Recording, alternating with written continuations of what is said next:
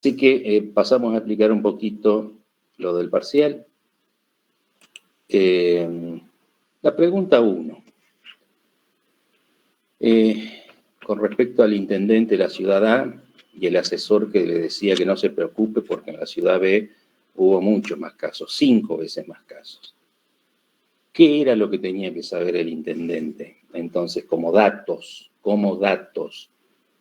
Si ustedes se van al módulo 2 y recuerdan la definición de dato, que la repetimos tantas veces, decía, los datos son los valores que adoptan las variables. De tal manera que aquellos que respondieron, el dato que necesita el intendente es incidencia y prevalencia de tuberculosis, no es una respuesta correcta, porque esos son indicadores, que justamente era el título del módulo 5, indicadores. Los indicadores se conforman por 2 o más variables. En este caso, la variable era población de la ciudad A y población de la ciudad B, enmarcada en el tiempo, que era justamente la mitad del último año. Otro que me decían, necesita saber los casos. No, si los casos se los estoy dando en la consigna. Hubo 5 casos en la ciudad A y 5 casos en la ciudad B. Lo que el intendente, para sacar la prevalencia o la incidencia o la tasa de incidencia acumulada necesitaba, eran los datos de la población A y los datos de la población B, para justamente comparar si él tenía problema o no tenía problema. Imagínense que ese intendente de la ciudad A, que tuvo 5 casos, pero tiene una población de 1.000 habitantes, y el otro que tuvo 5 casos más, 25.000, pero tiene una población de 100.000 habitantes, ¿está en problemas o no? Y es la pregunta. Si tuvo 5 casos en 1.000, no puede comparar con la otra ciudad que tuvo 25 casos, pero tiene 100.000 habitantes, tiene 100 veces más habitantes y tuvo 5 casos, 25 casos, es decir, 5 veces más casos que tu ciudad. Entonces, esa es la utilidad, que lo venimos repitiendo, la utilidad de las tasas para comparar poblaciones. Si yo tengo ahora el número de casos nuevos y la población a mitad del periodo anterior, puedo calcular una tasa, 5 sobre cada 1.000 habitantes.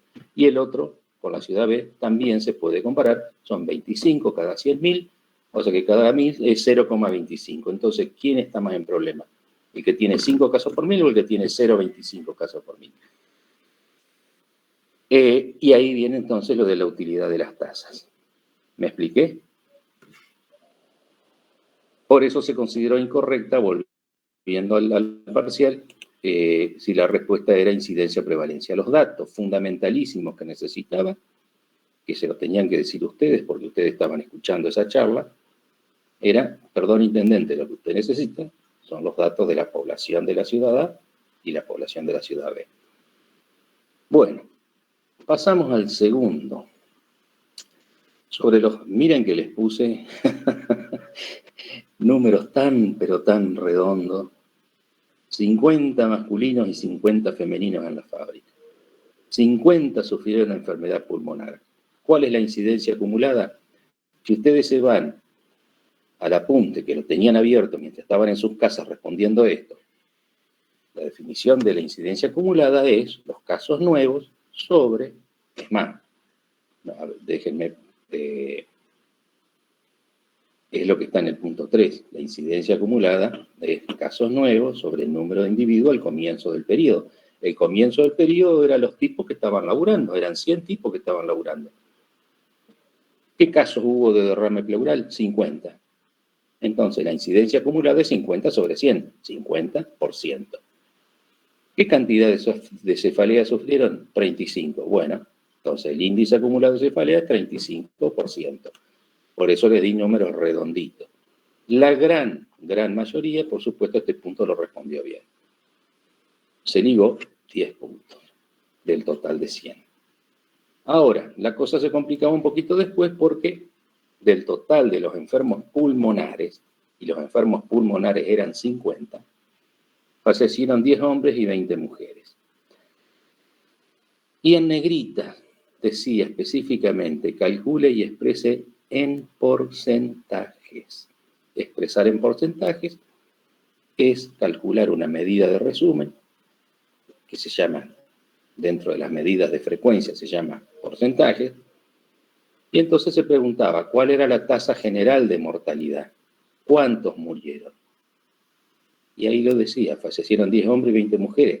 La tasa general de mortalidad era 30%. Al que lo aclaraba después de calcular la tasa de mortalidad por sexo, bueno, se lo consideré como bien.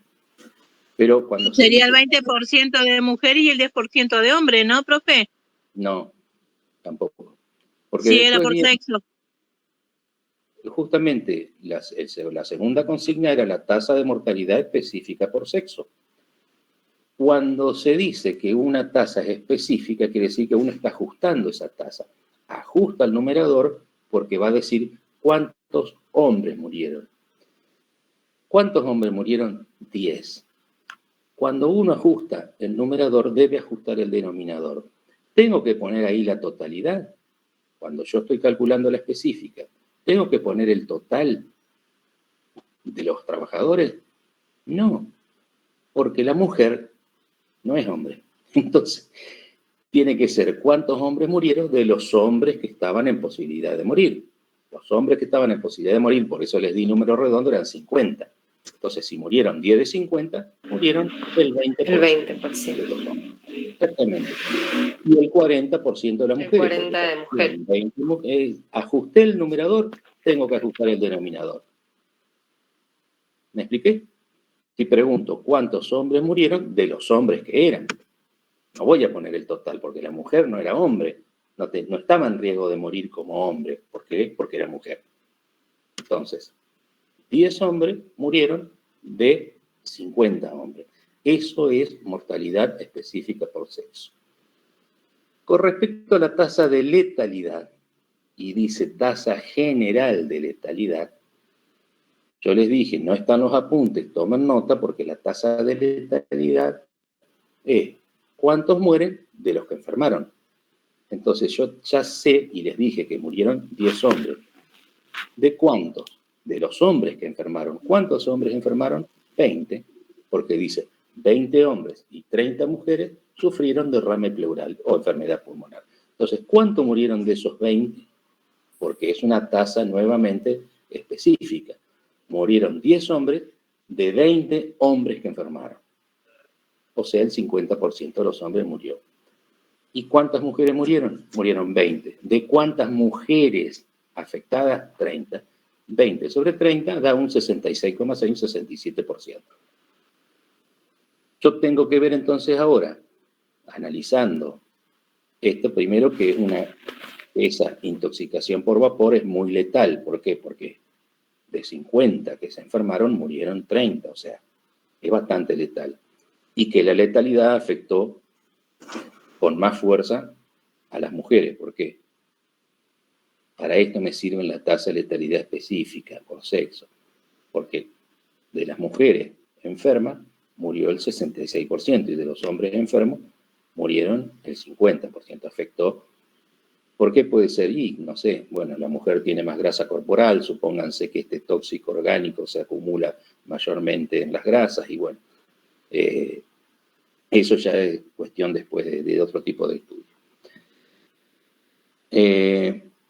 Y acá viene otro tema. Yo creo que se los dije en la primera clase. El que no sepa sacar porcentajes es una medida de resumen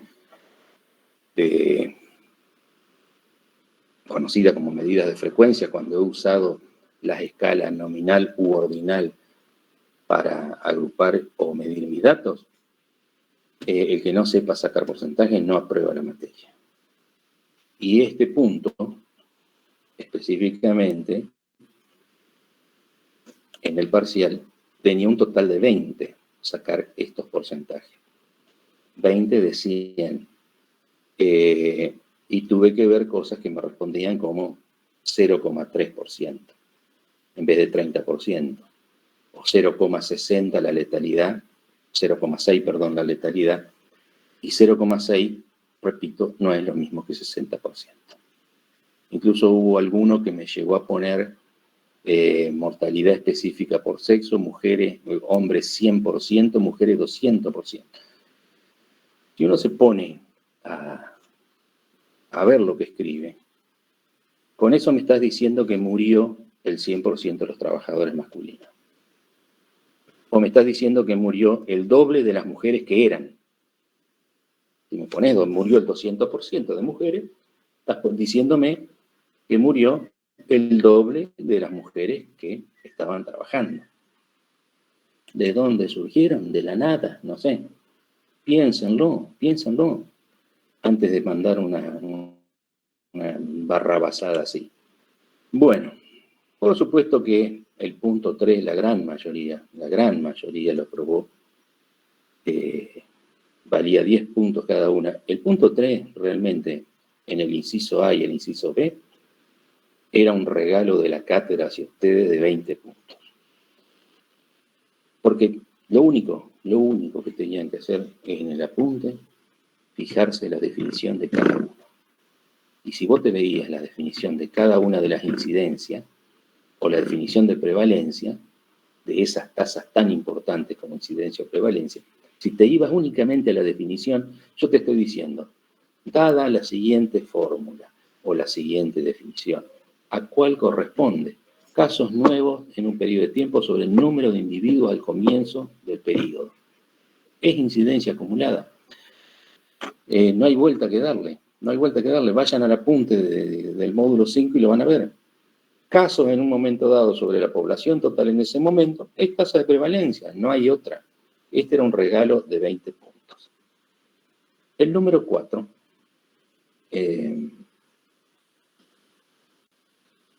es quizás un poquito más complicado, pero no obstante, acertaron bastante. La mayor cantidad de errores estuvo en el inciso A, donde decía la distribución de frecuencias de los datos presenta distribución asimétrica. Eso es falso, porque si yo me fijo en el modo, el promedio y la mediana, o el modo, la moda, la media y la mediana, son muy similares porque fíjense que va a 24,9, 25, 25,1, están ahí están. Por lo tanto, es una distribución simétrica. O sea, decir que es una distribución asimétrica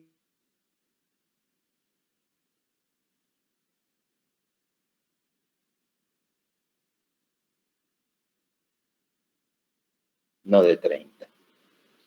Por lo tanto, esa afirmación es falsa. Y la mitad de los pobladores tienen entre 21 y 30 años, la gran mayoría acertó el verdadero. ¿Por qué? Porque son las edades que están entre el cuartil 1 y el cuartil 3. Agrupan el 50% de las observaciones. Y la última, la D, casi el 95% de los pobladores tienen entre 15 y 35 años.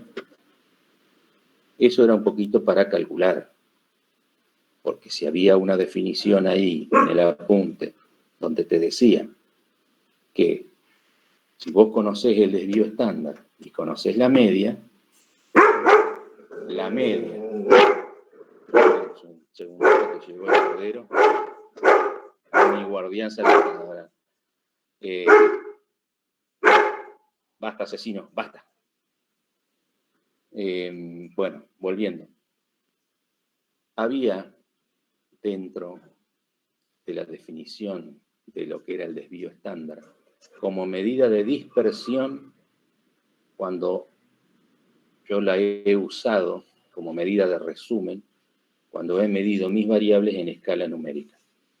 Y decía que conociendo el desvío estándar, yo puedo decir que casi el 95%, porque es 94,7, pero casi el 95% de las observaciones están entre la media más menos 2 desvíos estándar. Entonces les puse un desvío estándar de 5, para cosa que ustedes digan lo multiplico por 2 es 10, es fácil. Entonces digo, ¿la media cuánto era? 24,9. Le sumo 10 y le resto 10, entonces me da ahí 14,9, 34,9, redondeo, y digo, más o menos, el 95% está entre los 15 y 35 años, o sea que era verdadero. Bien, ahora pasamos al número 5. otra vez el tema de las tasas con respecto a las tasas ajustadas. Por eso el punto dice, indique con cuál denominador ajustaría, porque es una tasa ajustada, esta tasa. Y la tasa era intoxicación por plaguicidas en trabajadores arandaneros del Departamento Concordia durante el año 2020, suponiendo que todos los trabajadores estén registrados en blanco. Digo yo, si yo voy a hacer una tasa ajustada y arriba le pongo intoxicación por plaguicidas en trabajadores arandaneros, el denominador debería ser las personas que están en riesgo de sufrir ese evento. ¿Y quiénes están en riesgo de sufrir el evento intoxicación por plaguicidas en trabajadores arandaneros del Departamento Concordia? El trabajador. El total. Trabajador registrado. No. El total de los trabajadores. Ajá. Exacto. Total pero decímelo todo. Si yo te digo que acá arriba va trabajadores arandaneros del Departamento Concordia, intoxicación por plaguicidas en los trabajadores arandaneros del Departamento Concordia. Sería sobre el total de trabajadores arandaneros registrados en el Departamento Concordia. El punto D era la opción D. No el total de trabajadores arandaneros registrados en la provincia de Entre Ríos, que era la opción B. No, esa no. ¿Por qué? Y porque no está en riesgo de sufrir intoxicación por plaguicidas siendo trabajador arandanero del Departamento Concordia, quien está en el Departamento Chajarí, supónganse. Ese no está en riesgo. Ah, o sea que era con trampa esa. No, es ajustar una tasa. Es lo que tanto hablamos en la clase. Si ajusto el numerador, tengo que ajustar el denominador. Ajusté el numerador ¿cómo? Diciendo intoxicación por plaguicida, o sea, es una tasa ajustada por evento y por persona, porque el evento es intoxicación por plaguicida. Las personas son los trabajadores arandaneros y ajustada por lugar del Departamento Concordia. Entonces abajo tengo que ajustar el denominador y el denominador podría haber sido la opción A, que es población laboralmente activa del Departamento Concordia. No, porque acá abajo no van a ir laboralmente activa, estoy hablando de empleado público, de maestros, etcétera, etcétera. Aquí no va a ir eso en el denominador, porque ni el maestro, ni el trabajador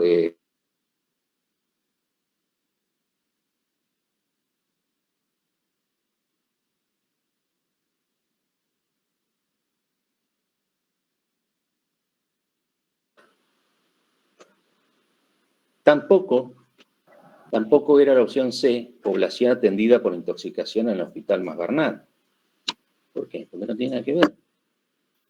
¿Por qué, doctor? ¿Cómo hacemos, cómo vamos a tener el conocimiento de la cantidad de X de intoxicado si no están registrados en el hospital, profesor? Yo ¿Y si puse se registra en otro lado? Esos datos los podés obtener. Está bien. Vos podés tener la población atendida por intoxicaciones por plaguicidas en el Masbernat. Ese número lo tenés. Es más, con ese número haces el numerador justamente. Pero siempre en el denominador van las personas en riesgo de sufrir ese evento. Entonces, aquellos que fueron atendidos por intoxicaciones, ¿están en riesgo de sufrir ese evento? No, porque ya están intoxicadas. Ya están intoxicados. Pero eso, tampoco era la opción E, que fue la que puso la mayoría, no sé si por copiarse o qué, pero casi todos pusieron la opción E, era el total de trabajadores arandaneros atendidos por intoxicaciones por plaguicida en el Departamento Concordia. Eso no están en riesgo de sufrir el evento, porque ya lo sufrieron.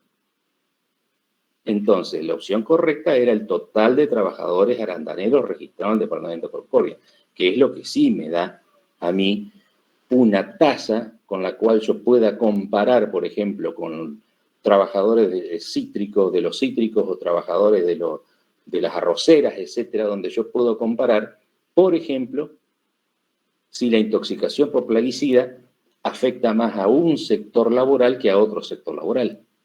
Esa es la utilidad de las tasas. Comparar poblaciones. como lo vimos en el Facebook, no solo comparar poblaciones, sino que yo también puedo comparar una misma población a lo largo del tiempo, como toda la República Argentina, el evento bronquiolitis menos de 2 años. Lo vieron en la gráfica. Bueno, en el Facebook. Ahora, el punto 6, y ahí viene donde, y acá viene, perdón, hasta acá viene también otro tema que tuve con 3 alumnos. Primero me manda una alumna, llevaba hasta el ejercicio 5, llevaba 47,5 puntos. Perdón, hasta la opción 6A, llevaba 47,5. De tal manera que si expresaba bien la B, iba a tener 57,5 y lo redondeaba a 6. Por supuesto que le respondió bien, 57,5, la redondeé a 6. Primera alumna. A los 2 minutos, otra alumna que me ponga a corregir el examen. Yo, casualidad, tenía exactamente el mismo puntaje hasta la opción, hasta el punto 6A, 47,5. Bárbaro. Yo dije, bueno, responde bien esta otra, va a tener 5. Bueno, la respuesta, que era una respuesta abierta, que decía, exprese con sus propias palabras por qué tanto en el 2015 San Juan tuvo menos casos, la expresión fue exactamente la misma. Le dije, va, lo vamos a dejar pasar. A los 2 minutos, siguiente parcial, otro. Empiezo a ver, 47,5, y las mismas palabras. Entonces yo dije, bueno, último. Por eso llegamos a un acuerdo con Alexis, que es muy injusto haberle dado 6 puntos a estas, no, a las primeras bien, pero estas otros 2 que vinieron después, con palabras exactamente iguales, quedaron anotadas aquí y en mi Excel, porque van a ser evaluados muy, pero muy de cerca en el último parcial, y si hay recuperatorio, peor todavía. Y ahí es donde decidimos implementar justamente el tema de el oral para dilucidar.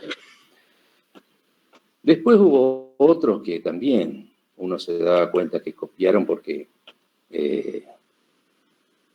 tenían exactamente lo mismo, justamente en la opción 6B, pero ya no les di bolilla porque estos ya llevaban mucho puntaje de menos, ya no, un 1, un 2, pero se copiaron unas cosas, ponían, por ejemplo, veo el primero que me dice, porque San Juan no sé qué cosa, que anduvieron mal el sistema, barbaridad, no notificaron, por eso anduvo mal el sistema, y lo mismo pasó y me ponen el mismo ejemplo, Catamarca y La Rioja. Bueno, pero al toque también a los 3, 4 minutos llega otro con quien, pero sea exactamente lo mismo. Lo mismo pasa con Catamarca y encima con la misma provincia. Catamarca y La Rioja, yo dije, esto se recopiaron, pero lo que pasa es que ya venían mal, entonces dije, nada, ya ni los tengo en cuenta. Pero sí me llamó la atención estos 3 que llegaron a 6, justamente escribiendo exactamente lo mismo. Bueno, pero yendo específicamente, eso lo quería dejar en claro. Con respecto a la tabla y el punto A, y yo digo, las tasas de notificación de secreción genital en mujeres, en los años 2015, 2016. ¿Qué es lo que le faltaba? ¿Qué denominador de esa tasa ajustada está faltando en el título de la tabla? Si es secreción genital en mujeres, no pueden nunca ser habitantes. No, porque el hombre no está en riesgo de sufrir secreción genital en mujeres. Entonces, la respuesta era mujeres. O sea, la respuesta era cada notificación, cada 100.000 mujeres. Y cuando uno ve los números y ve que San Juan tiene muchísimos menos casos que Entre Ríos, Por ejemplo, en el año 2016 San Juan tuvo 1.054 casos y Entre Ríos casi 1.500, o sea, un 50% más prácticamente, y sin embargo la tasa de notificación fue menor. ¿Por qué? Porque era mayor la tasa de notificación de San Juan, a pesar que tuvo menos casos que Entre Ríos. La respuesta correcta era porque San Juan tiene menos población que Entre Ríos en esos años. Y eso lo habrán visto. Eso era simple, era saber qué iba en el denominador, bueno, y al comparar las tasas, darse cuenta de eso. Por eso puse dos provincias que se diferenciaban bastante bien. Bueno, con esto damos por terminado la revisión de lo que fue el parcial. Si alguno tiene alguna pregunta me la hace, si no, ya terminamos. Tengo algo para decirle, profesor. Mi hija y yo hacemos las dos, todos los exámenes de la facultad juntas. O sea que, depende, si tenemos similitudes, es como que capaz que está mal, sí, porque en realidad está mal poner iguales, pero no es porque nos copiemos, es porque estudiamos y debatimos las dos y lo hacemos bastante mal, pero lo hacemos juntas. No es porque no nos copiemos. Bueno, está bien. ¿Qué quiere que te diga? Los parciales, tanto parciales como finales en la virtualidad, no son para trabajar en equipo, son para trabajar individualmente. ¿Qué le va a hacer? Vos imaginate, si fueran a una presencial, ustedes dos no podrían trabajar en equipo. No, la verdad que no.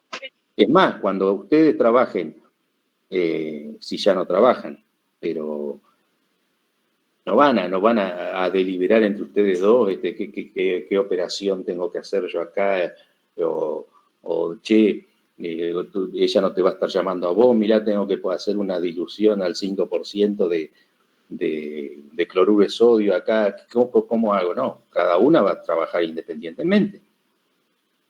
Es verdad, y es donde está el error, digamos, de hacer el parcial de la misma manera que lo pensamos. Capaz vemos de la misma manera y lo escribimos de la misma manera, cosa que es el error ahí donde no hay que hacerlo.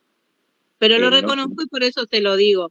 No es porque nos copiemos de copiar, simplemente porque hacemos juntas. Bueno, yo trataría de sugerirles que piensen individualmente. No se olviden que en el parcial 3, tanto en el parcial 3 como en el recuperatorio total que habría, si nos da el tiempo con Alexis, ¿qué te iba a pedir, Alexis? Mandame el cronograma después, mandámelo por mail, quiero ver bien cuántas clases están quedando, así sacamos la cuenta. Por supuesto que va a haber, igual que en el parcial 2, va a haber alguna, uno o dos incluso, probablemente haga 2 o 3 preguntas de respuestas abiertas justamente para evitar esto del copia. Es lamentable. Lamentable que se tenga que hacer, porque para mí sería mucho más fácil incluso la corrección. Me llevó a estar 6 horas sentado el otro día acá a corregir los 100 y pico de casi 200 parciales. Me llevó 6 horas y prácticamente media botella de vino. Pero... Si es tinto, lo acompaño. Pero no, a lo que voy es que sería muchísimo más fácil para mí corregir un parcial multiple choice. Pero ¿cómo sé yo que no se copian? Si yo estoy en un presencial, en un final o en un parcial presencial, es re fácil porque los tengo ahí separaditos. Y sé quiénes se copian o cuántos se están copiando o uno le llama la atención. Pero bueno, sigamos, no perdamos más tiempo con esto. Vamos a cortar entonces acá con el tema parcial. Espero tengan a mano vamos a empezar con el apunte Estudios Epidemiológicos 1. Hasta acá, como yo les dije desde la primera clase, vieron que va todo encadenado.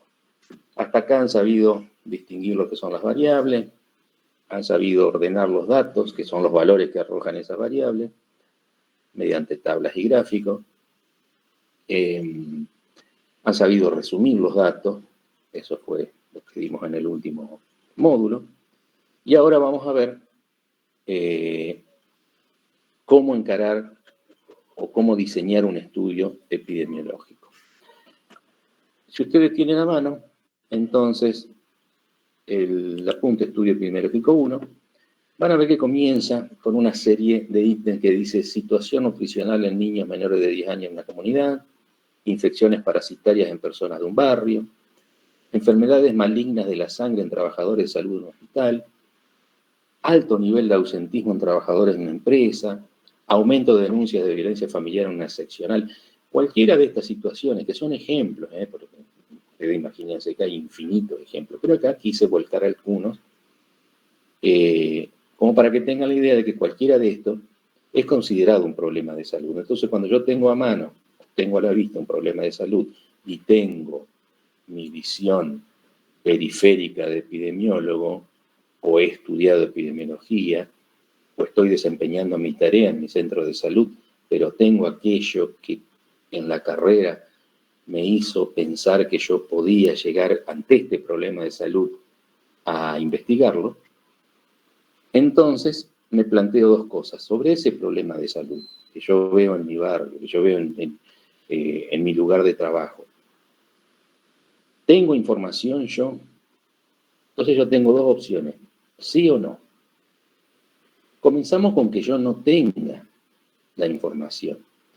Entonces, voy a tratar de brindar o informar descriptivamente, y ahí es donde viene la primera definición, la primera parte de la definición de epidemiología, que quiero que la recuerden, porque de esto se trata lo que vamos a estudiar a partir de ahora, que es lo que se llama la epidemiología descriptiva. Voy a tratar de describir la distribución de ese problema de salud en la población. Para eso voy a hacer uso de los estudios descriptivos. Es decir, cuando no tengo información, voy a tratar de brindar una información descriptiva. Una vez que yo haya recolectado esa información, podría pasar a la parte izquierda que dice que sí tengo información, pero primero la tengo que tener. Y cuando tengo la información, entonces digo, bueno, ahora voy a ver qué factores inciden, voy a estudiar los determinantes, por qué se distribuye así este evento en esta población. Y para eso voy a hacer uso de la epidemiología analítica, de los estudios analíticos, que es lo que vamos a ver en el módulo siguiente. Hoy nos vamos a dedicar a lo que es la epidemiología descriptiva. Ustedes pensarán, me mandó el profesor cualquier cantidad de material. Sí, hay uno específico que se llama, un PDF que se llama 6 tipos de estudios epidemiológicos, símil vigía 2, dice. ¿Se acuerdan que tuvimos problemas con aquello de vigía? que al final Estibanelo lo sacó en PDF. Bueno, esto es más o menos lo mismo, pero relacionado con los tipos de estudios epidemiológicos. Es muy documento en PDF es muy similar al apunte que estamos viendo en este momento, que se llama Estudio Epidemiológico 1, porque el 2, repito, va a ser la parte analítica. El 1 va a ser la parte descriptiva. Es muy similar, pero por ahí da otros ejemplos, es decir, la lectura nunca está de más. Bueno, volviendo a los tipos de estudios descriptivos, yo podría dividirlos en primer lugar entre estudios de tipo poblacionales o estudios descriptivos de tipo individuales.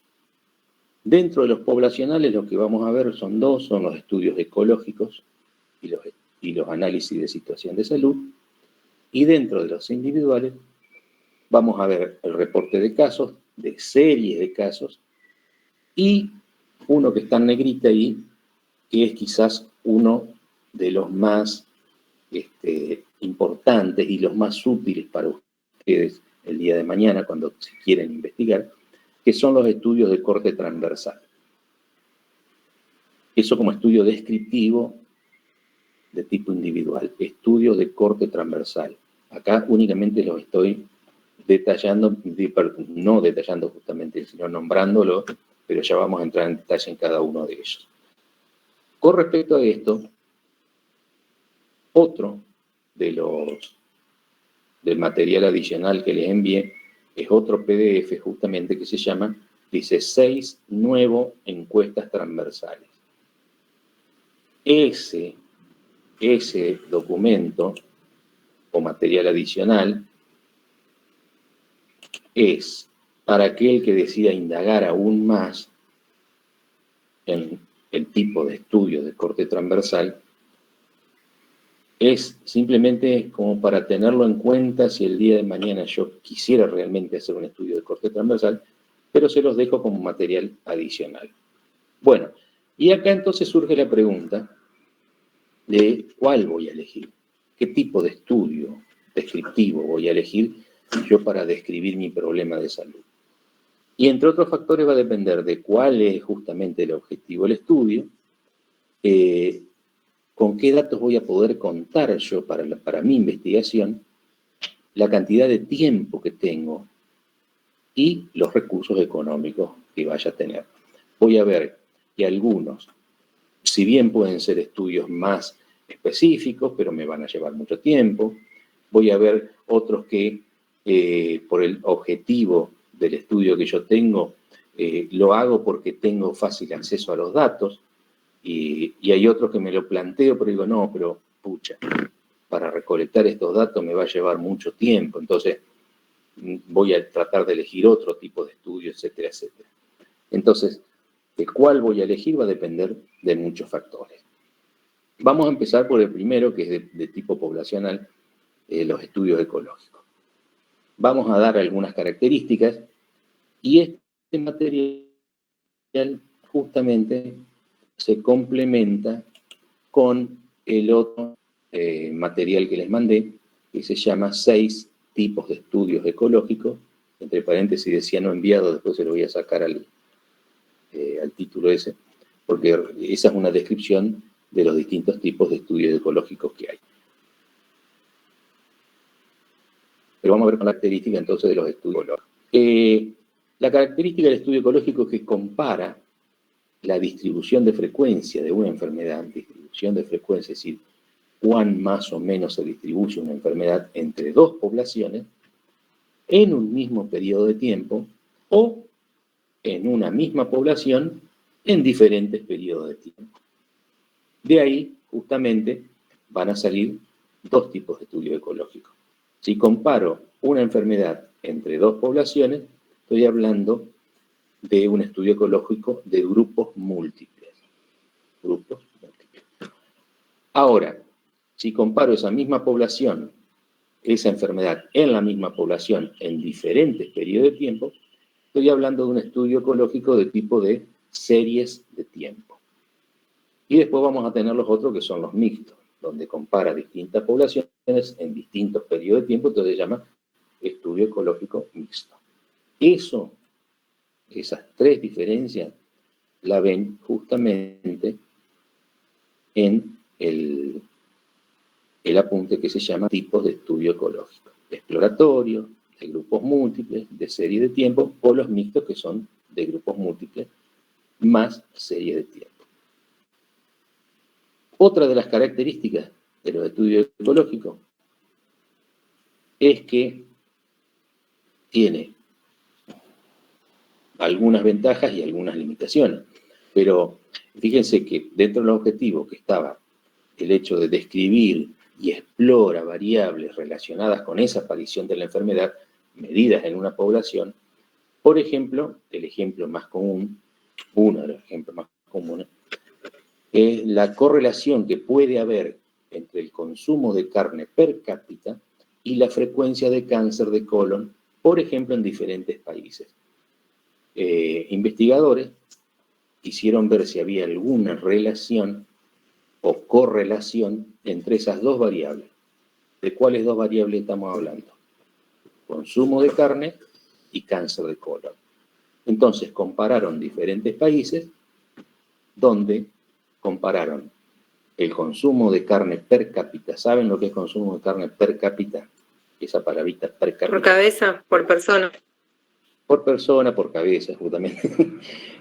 Consumo de carne por persona en un país comparado con otro país y ver cuál es la frecuencia de cáncer de colon en esos dos países. Por ejemplo, si consideraría un país que tiene un alto consumo de carne per cápita, podría estar hablando de Argentina, de Uruguay, y el cáncer de colon será diferente comparado con un país que consume poca carne vacuna, vamos a suponerle, como por ejemplo Japón, porque es carísima.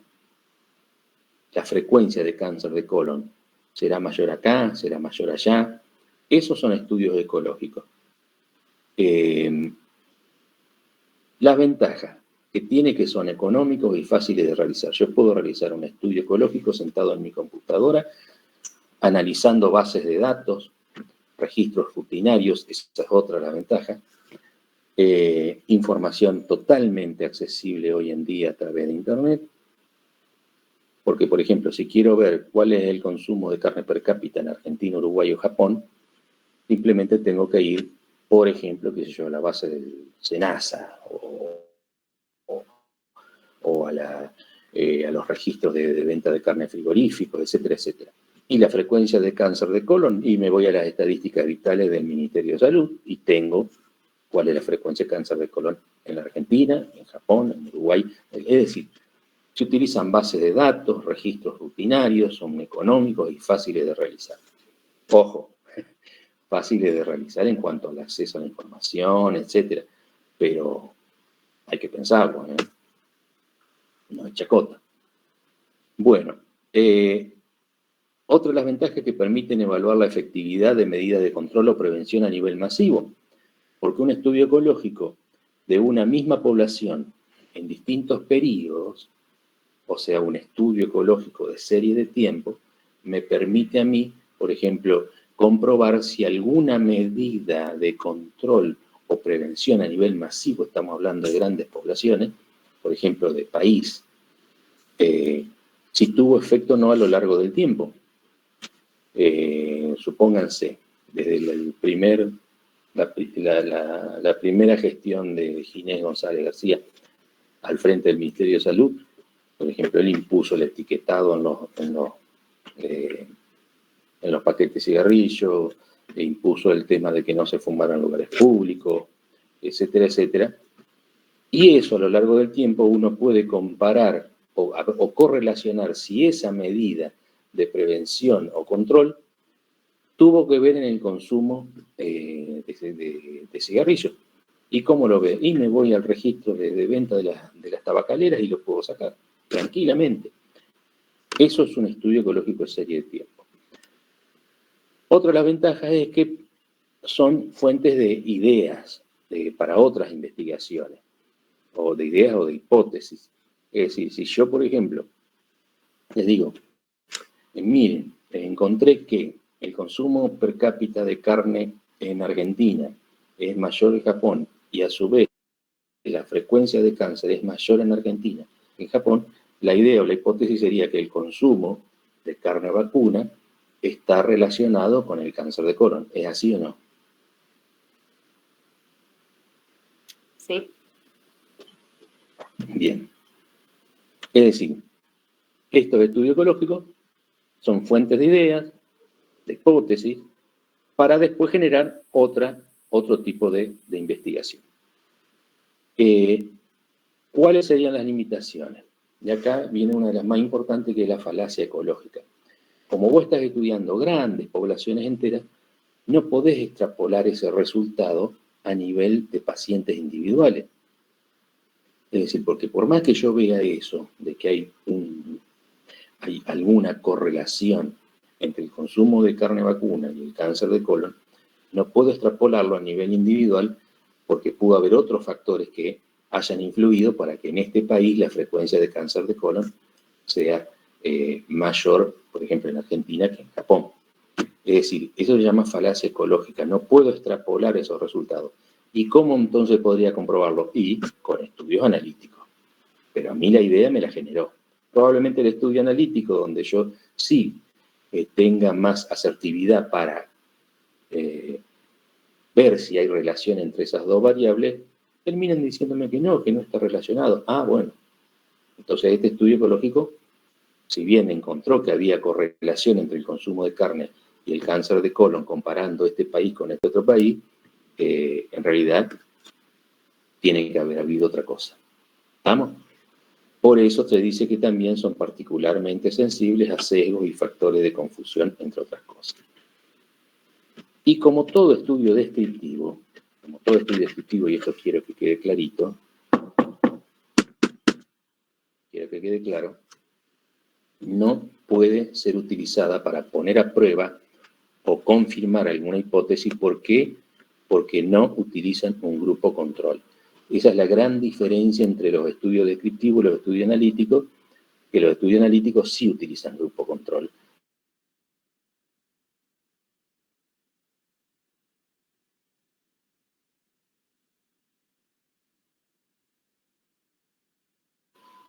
Vamos a ver que las limitaciones de todos los estudios descriptivos es eso, que por ejemplo no utilizan un grupo control. Por lo tanto, no pueden comprobar o certificar hipótesis. Es decir, si a mí me surgió la idea de que había una correlación entre el consumo de carne, vacuna, y el cáncer de colon, yo no puedo decir, yo estoy ahora aseverando de que hay una relación entre el consumo de carne y cómo. Porque hizo un estudio descriptivo, pará, ahí ya me cortan, me dicen, no, basta, no hables más porque no tenés ni idea de lo que estás hablando. ¿Por qué? Porque los estudios descriptivos no utilizan grupo control, no pueden confirmar hipótesis. ¿Quedó claro esto?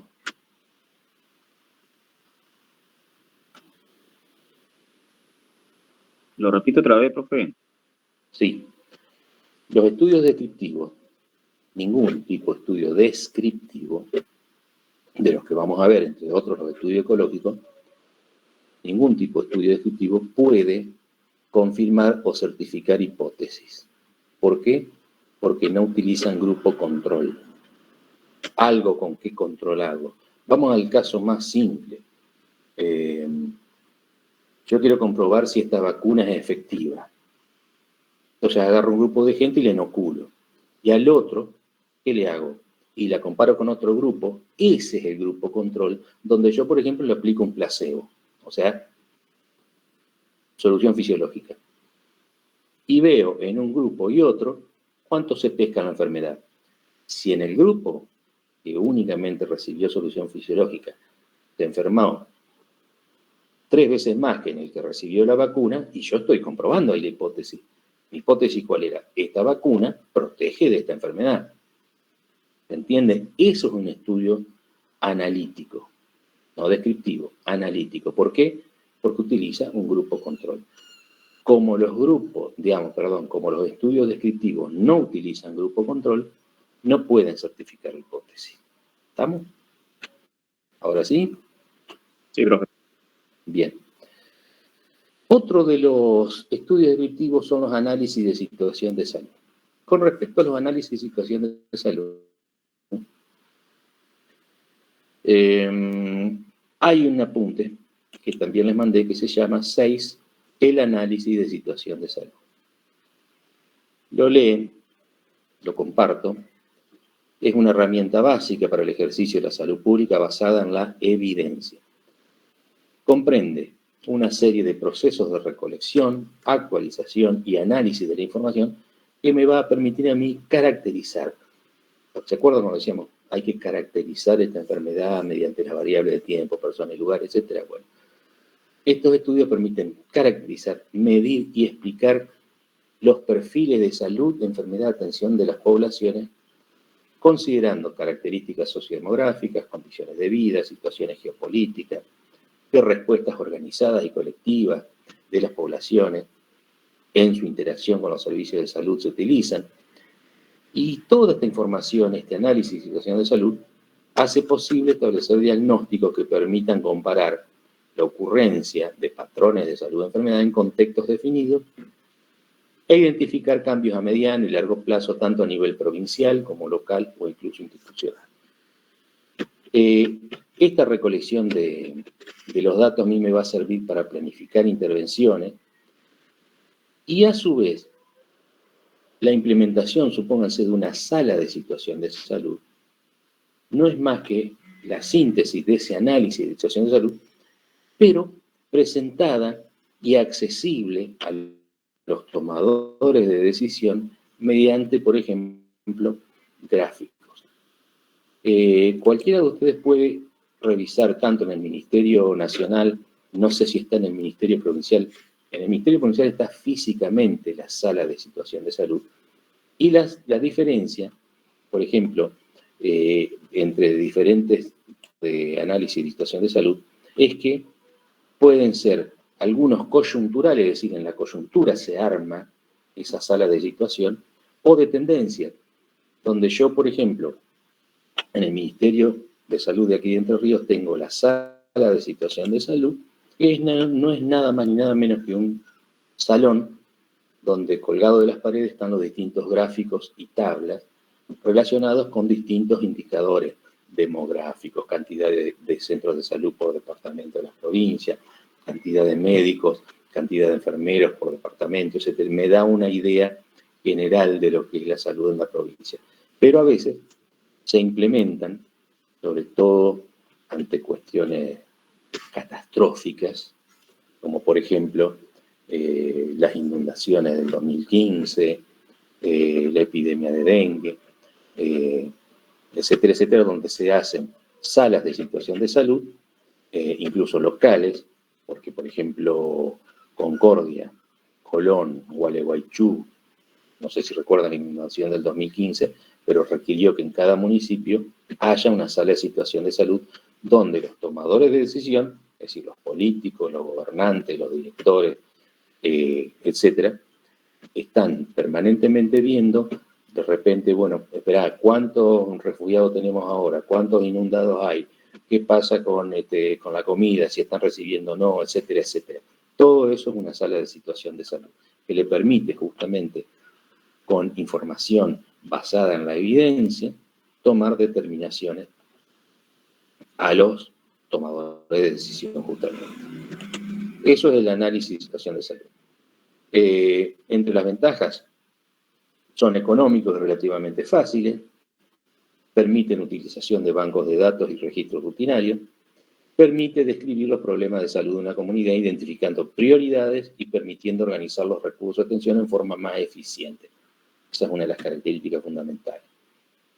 Las limitaciones, justamente estudia amplios sectores de la población, lo que puede enmascarar situaciones, por ejemplo, un análisis de una sala de situación a nivel provincial, por ejemplo, puede estar enmascarando situaciones a nivel menores de municipios chicos donde que no se ven representados en toda la información provincial. Otra de las limitaciones es que la validez de estos análisis de situación está ligada a la calidad de los registros desde donde se originan esos indicadores. Si yo no tengo registros buenos, no voy a poder tener indicadores buenos. Y como justamente decíamos antes, son fuentes de hipótesis, pero no van a permitir testear hipótesis, justamente porque son únicamente descriptivos. Siguiendo, esos son, digamos, tanto el ecológico como los análisis de los estudios ecológicos, como el análisis de situación de salud, se dice que son estudios de bases poblacionales. Yendo a los de base individual, tenemos, por empezar, el reporte de casos y series de casos.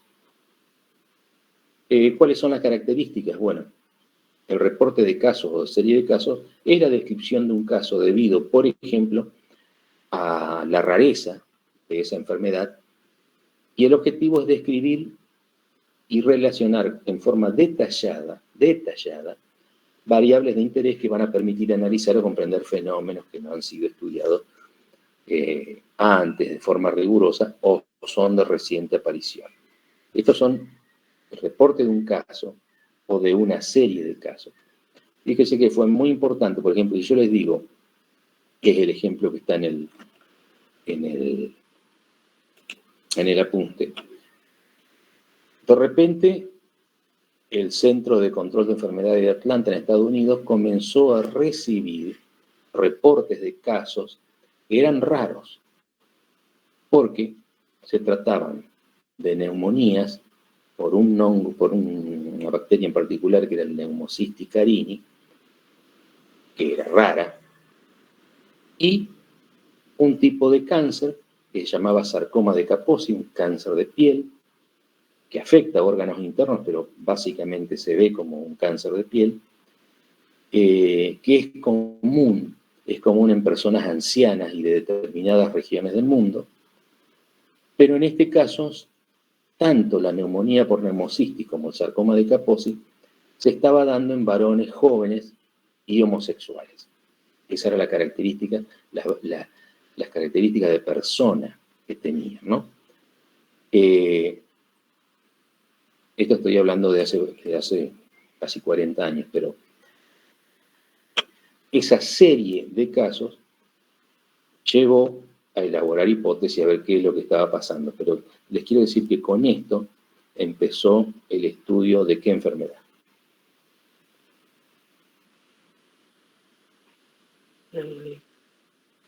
¿Cómo?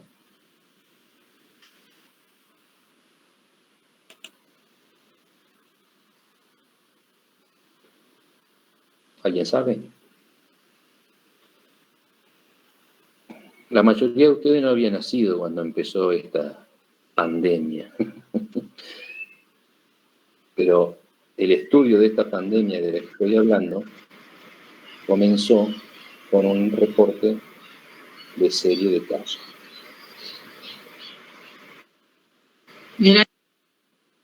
¿Era un caso de gripe, profe? No.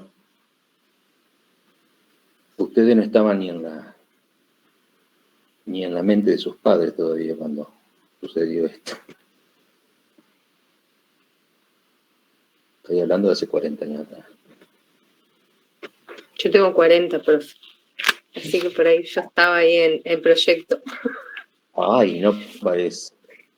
Jonathan Néstor dio en la tecla porque dijo que era el SIDA. Exactamente. Es decir, la pandemia del SIDA, el estudio de la pandemia del SIDA comenzó justamente para que ustedes vean la importancia de lo que es reportar un caso, una rareza, una enfermedad, detallar todas las variables posibles de persona, tiempo y lugar, y básicamente detallar específicamente cómo es el caso que se está presentando. Cuando el Centro de Control de Enfermedades de Atlanta empieza a recibir de distintos médicos, de distintas partes del país, este tipo de información, donde por ejemplo tenían el sarcoma de Kaposi en hombres jóvenes homosexuales, entonces ahí comienza el estudio y empiezan a aparecer muchísimas más cantidad de casos, lo que terminó siendo una pandemia que actualmente persiste porque sigue habiendo casos. Ya hoy no es lo mismo el pronóstico de las personas infectadas, pero la cosa es que sigue habiendo. Y esto fue hace 40 años, y en 40 años todavía no se ha descubierto una vacuna. Así que sí se descubrieron medicamentos, pero no una vacuna. Bueno, nuevamente vamos a ver algunas características. Bueno, son fáciles y económicos reportar un caso. Es un medio de vigilancia de hechos raros. Puede sugerir alguna hipótesis, pero las limitaciones que no permiten estimar la frecuencia de la ocurrencia, porque incluyen un grupo pequeño y altamente seleccionado de pacientes, y yo no puedo, hasta el momento que tengo una serie de casos, no puedo saber cuánto impactan la población porque es un número reducido. Son particularmente susceptibles a presentar sesgos, y por supuesto, como todo estudio descriptivo, no puede probar hipótesis porque carece de grupo control. Y en donde nos vamos a detener más es en esto que yo les decía que son los estudios de corte transversal. También estudio de tipo individual, en el sentido de que aquí yo no voy a usar bases de datos. Los estudios de corte transversal, la característica es que vos haces un análisis de los datos de un grupo de sujetos en una población en un momento dado y en un lugar determinado. Por eso se llama de corte transversal. Porque yo al mismo tiempo voy a describir la ocurrencia de la enfermedad, es decir, la prevalencia, por ejemplo, de la enfermedad en la población, y uno o varios factores de exposición o factores que yo pudiera considerar de riesgo. No se sigue a los sujetos en el tiempo porque es puntual y se los conoce también como estudios de prevalencia. Estudio de corte transversal, estudio de prevalencia o encuesta de prevalencia son los distintos sinónimos que puede tener este tipo de estudios. Me parece que yo también les mandé bastante material sobre esto. Les decía, ese PDF sobre encuestas transversales es muy interesante para que lo tengan en cuenta. Pero hay dos tipos de estudio de corte transversal, eso también lo van a ver en el material que les mandé como 6 hipótesis tipos de estudio, donde van a ver que si mi hipótesis es descriptiva o es una hipótesis correlacional, van a ver que yo tengo estudio descriptivo y en algún lugar se lo conoce como estudio de prevalencia y en otro como encuesta transversal. ¿Cuál es la diferencia? ¿Cuál sería la diferencia fundamental acá que hay entre esos dos que por ahí se los ve de forma distinta? Estudio de prevalencia, imagínense que yo estudio prevalencia, simplemente quiero saber cuán prevalente es una enfermedad en un grupo que yo estoy encuestando, por eso se llama encuesta, donde tengo, supónganse, una encuestita que he realizado previamente, y le pregunto a la persona, tal cosa, tal variable, tal otra variable, entonces yo estoy haciendo una encuesta.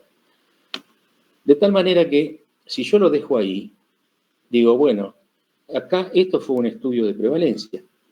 ¿Por qué? Y porque yo quise saber en esta población cuán prevalente era la hipertensión. Y ahí terminó. Ahora, si mi mente o mi hipótesis es de tipo más bien correlacional, yo digo, no, para. Voy a aprovechar, ya que voy a agarrar toda esta gente, a hacer alguna encuesta, y voy a tratar de averiguar si hay algún factor de riesgo que pueda estar asociado con la hipertensión. Por ejemplo, bueno, el consumo de sal, la falta de estudios previos, el sedentarismo, etcétera, etcétera. Cualquier factor de riesgo que yo pueda pensar que puede estar relacionado, y bueno, se lo puedo preguntar en ese mismo estudio de corte transversal. Entonces, la característica es que yo puedo describir al mismo tiempo la ocurrencia de una enfermedad y también la ocurrencia de uno o varios factores que yo considere de riesgo. El tema es que cuando yo digo, quiero pasar de que sea un simple estudio de prevalencia a un estudio de corte transversal o una encuesta transversal, es que yo voy a tratar de ver si hay relación entre esas dos variables que estoy estudiando, por ejemplo, la enfermedad y el factor de riesgo. Y ya vamos a ver cómo se hace eso. Entonces, el ejemplo que aparece en el apunte, 6 estudios epidemiológicos 1, dice, yo quiero ver qué frecuencia de enfermedad coronaria hay en sujetos que son enfermedad coronaria, en sujetos que son sedentarios y no sedentarios. Entonces, ¿qué hago? Bueno, voy a seleccionar una muestra de la población que yo quiero, una muestra. Yo no voy a encuestar a toda la ciudad de Concordia, por ejemplo. Voy a seleccionar una muestra al azar. Y ahí voy a investigar la frecuencia de la enfermedad coronaria, y voy a investigar la frecuencia del sedentarismo. Cuando yo digo frecuencia de enfermedad y frecuencia de sedentarismo, ¿qué estoy hablando? Como medida de frecuencia. Si quiero investigar la frecuencia, voy a usar una medida de frecuencia. Por ejemplo, la prevalencia. Entonces digo, bueno, voy a ver qué prevalencia de enfermedad hay y qué prevalencia de sedentarismo hay. Pero ¿qué pasa? Resulta que cuando yo empiezo a analizar los datos, veo que la prevalencia de sujetos, por ejemplo, que son sedentarios, es bastante mayor entre los que eran enfermos coronarios.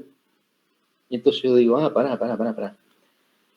O sea que dentro de los que son enfermos coronarios, el sedentarismo es mucho más alto.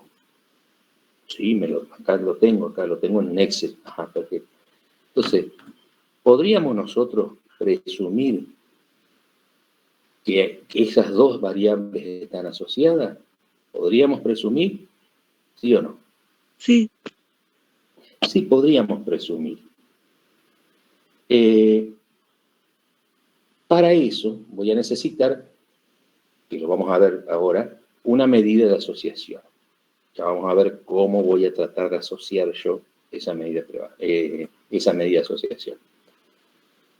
Pero la característica, y porque se lo llama corte transversal, es lo que dice ahí el apunte. ¿Qué fue primero, el huevo o la gallina? Está queriendo decir acá, ¿qué fue primero? ¿Por qué no puedo saberlo yo? ¿Por qué? Y porque fue un estudio de corte transversal. Yo no sigo al sujeto en el tiempo. Yo le pregunto hoy, dígame, ¿usted es coronario? Sí. ¿Usted es sedentario? Sí. ¿Se dan cuenta? Al mismo tiempo se lo pregunto. Pero entonces, ¿qué fue primero? ¿Que el tipo sea sedentario y después fue coronario? ¿O que es coronario y por lo tanto es sedentario? Eso no lo puedo saber. ¿Por qué? Porque es un estudio de corte transversal. Te explica esto de que este tipo de estudio de corte transversal entre las limitaciones, cuando lean las limitaciones, dice, no permite establecer relación temporal entre la exposición y la enfermedad, porque ambas se determinan simultáneamente. ¿Qué significa entonces? No puedo establecer relación temporal, no sé cuál fue primero, si el huevo o la gallina. Pero ustedes imagínense, yo puedo presumir que si una persona es sedentaria, a lo largo del tiempo va a desarrollar una enfermedad coronaria. Podría presumirlo, podría ser mi hipótesis de trabajo, pero yo tendría que seguirlo a lo largo del tiempo. Y en este estudio específicamente no lo puedo hacer porque yo averigüé en el mismo momento sobre el sedentarismo y en el mismo momento sobre la enfermedad coronaria. ¿Me voy explicando hasta acá o no? Sí. Bien. Esto es lo que significa entonces que este tipo de estudios transversales, fotográficos, es decir, en el mismo momento yo estoy sabiendo si es coronario o si es sedentario, no permite establecer la relación temporal. ¿Y por qué, me dicen ustedes? Por esto, respondo yo. ¿Quién te dice a vos que la persona no sea sedentaria porque es cardíaca?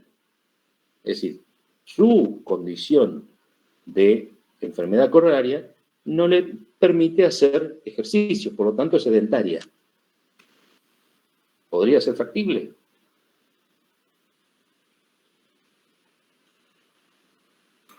Sí. Sí. Entonces yo no puedo decir que fue primero, porque al mismo tiempo lo investigué, yo lo encuesté. Entonces, la ventaja es que permiten calcular prevalencia de una enfermedad. Tienen gran valor para el estudio de la prevalencia de enfermedades crónicas. Son muy útiles para la planificación sanitaria. Son económicos y fáciles de realizar. Yo les puedo mostrar encuestas transversales que yo en otra época, en la presencialidad, lo hicimos entre los alumnos. Describen la ocurrencia simultánea de un factor de exposición o un factor de riesgo y una enfermedad. Y permiten generar hipótesis. Pero, ¿qué pasa? Una de las limitaciones es que no permiten testear hipótesis porque no utilizan grupo control. Nuevamente, es descriptivo, no utiliza grupo control.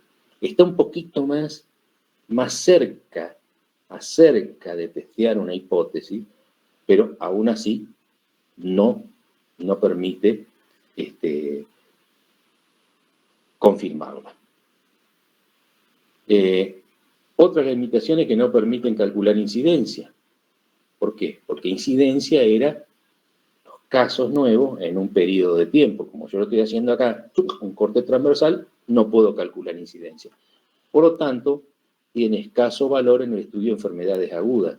De nada me sirve a mí hacer una encuesta de prevalencia de una enfermedad aguda. ¿Por qué? Porque las enfermedades agudas, que son normalmente de corto tiempo de evolución, pudieron haber ocurrido una semana antes o ocurrirán una semana después y no justo cuando yo hago el estudio, por eso no tiene o es bastante limitado para enfermedades agudas.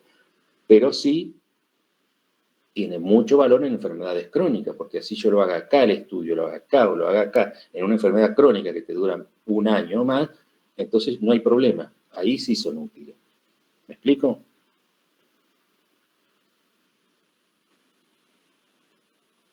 ¿Sí? Bueno. Bueno, esas son las ventajas y limitaciones de tipo estudio. En la última página justamente de este apunte, van a ver una aclaración que dice que la presentación y el análisis de este tipo de estudios se realizan en forma muy similar a los estudios de casos controles, que son los que vamos a ver en el módulo que viene, y se realiza mediante tablas de 2×2. Estas tablas de 2×2, desde ya les digo, los va a hacer soñar, en el sentido que la van a tener que ver tantas veces que van a tener pesadillas. Las tablas de 2×2, también llamadas tablas de contingencia, tablas tetracóricas, lo van a ver con distintos nombres, pero son tablas que nos permiten a nosotros cotejar dos variables.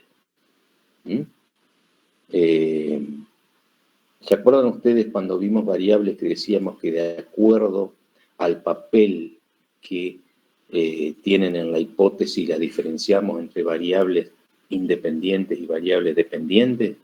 ¿Recuerdan? ¿Algo?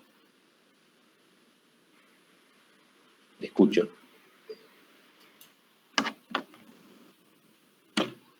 Bueno, esta es otra manera de comprobar lo que yo les dije desde el inicio. Toda la temática de esta cátedra está concatenada. Por eso les decía yo que les vayan quedando bien los conocimientos del módulo anterior, porque los vamos a usar en módulos posteriores. Aquí yo estoy recreando o viendo módulo 3 sobre las variables. Cuando revean los apuntes van a ver que de acuerdo al papel que cumplían en la hipótesis yo tenía variables independientes o dependientes, o variable causa-efecto. Y les había dado yo un ejemplo o una regla mnemotécnica de cómo averiguo yo en una hipótesis si una variable es dependiente o independiente, y era preguntándome qué depende de qué. Y yo tengo la hipótesis que el sedentarismo es la causa de un efecto, que ese efecto es enfermedad coronaria. ¿Qué depende de qué? Díganmelo, piensen.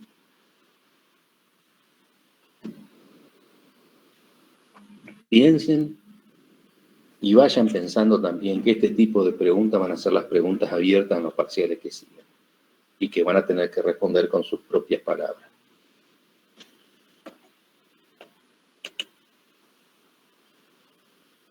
Y que las Aguirre, no sé cómo se van a arreglar, pero van a tener que escribir cosas distintas.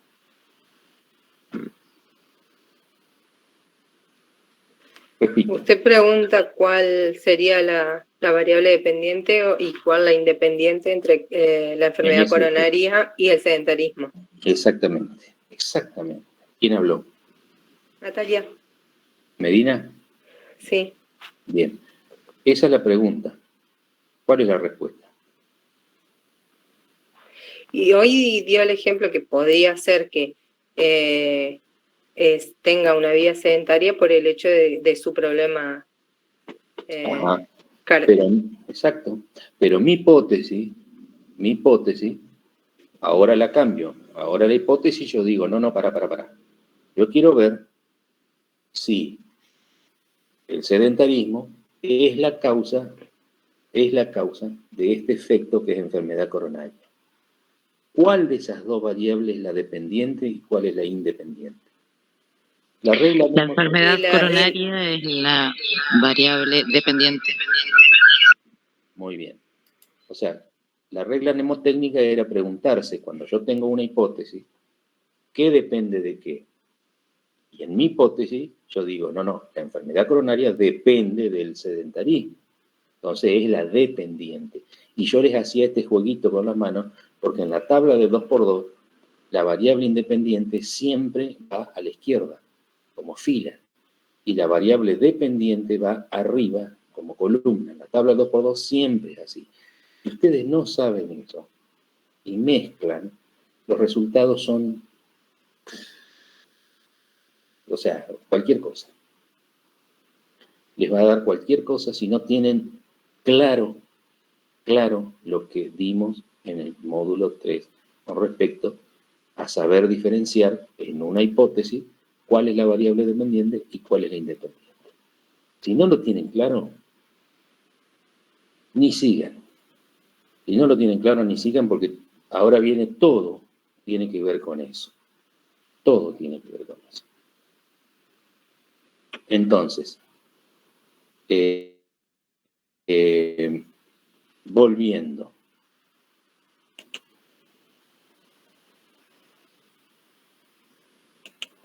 Si ustedes tienen a mano el apunte que se llama 6, CLASIF, estudios epidemiológicos, estudios de corte sesgos para Wader, ustedes van a ver ahí que la clasificación de los estudios epidemiológicos tenemos algunos sinónimos.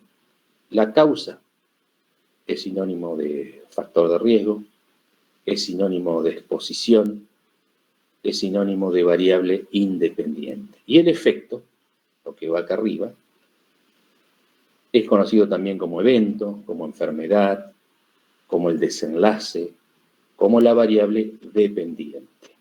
¿Estamos? Y entonces, esto es para que lo tengan en claro, que lo van a ver en distintos textos con distintas palabras, pero siempre voy a tratar de asociar yo dos variables, una que va a ser independiente y la otra dependiente.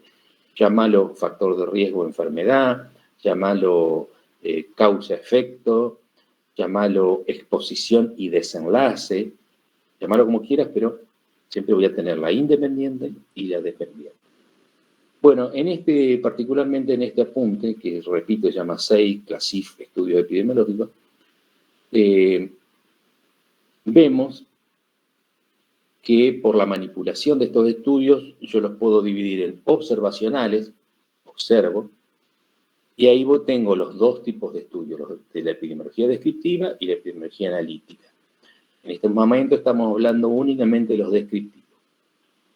Y por la manipulación, como yo puedo manipular un estudio epidemiológico, lo divido también y puedo decir que puede ser experimental, donde yo intervengo. Por el seguimiento, yo puedo clasificarlo por el seguimiento y digo de corte, son los estudios de prevalencia. Yo mido la frecuencia o la prevalencia de la causa y del evento en un determinado momento. O pueden ser, esos son los de corte, o pueden ser longitudinales. Por ejemplo, donde yo en el tiempo puedo investigar incidencia. Puedo ver casos nuevos en un periodo de tiempo, pero los estoy siguiendo en el tiempo. Por el sentido del análisis. Este caso no lo vamos a tener en cuenta porque lo vamos a ver en el módulo que viene, pero para que tengan presente algunas palabritas, cuando tengo que dividir un tipo de estudios y digo, cuando comienzo el estudio, tengo los retrospectivos, que es cuando la enfermedad ya está y yo investigo hacia atrás, eso es retrospectivo, o prospectivo, hacia adelante. No está presente todavía el evento cuando yo comienzo a estudiar y entonces voy a ir midiendo en el tiempo el evento.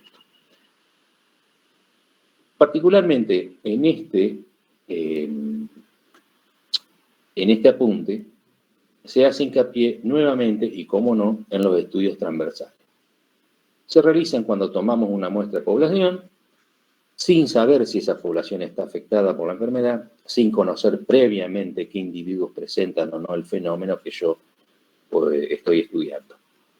Se les pregunta las variables que yo estoy investigando y los resultados se van a inferir a la población de donde procedió esa muestra. Estos estudios también se llaman, como decíamos, estudios de prevalencia o estudios de corte. Su objetivo principal es identificar factores asociados a la enfermedad. Entonces, las características, decíamos, que se miden a la vez la variable dependiente y la independiente de acuerdo a esa hipótesis que yo tengo. Otra de las características, decíamos, no se puede, como lo estoy midiendo a la vez, asegurar que los factores de riesgo antecedieron a la enfermedad. Se mide enfermedad, es decir, vos aplicás el cuestionario con criterios diagnósticos estandarizados. Por ejemplo, si voy a investigar hipertensión, y voy a tener que medir la tensión en el individuo. Se mide la exposición mediante un cuestionario. Puede ser mediante un cuestionario, puede ser por pruebas biológicas, es decir, un examen de sangre. Y acá cuando digo se mide la exposición, ¿qué era sinónimo de exposición? Variable independiente, factor de riesgo, eso es la exposición. Lo que medimos de enfermedad y exposición se protocoliza de manera que vos a toda la muestra le vas a hacer exactamente lo mismo. Y todo esto es fundamental porque es necesario entonces, o me voy a asegurar de esa manera, que el estudio tiene lo que se conoce como validez interna. ¿Por qué? Y porque yo a todos los encuestados procedí de la misma manera. Entonces eso se conoce como validez interna.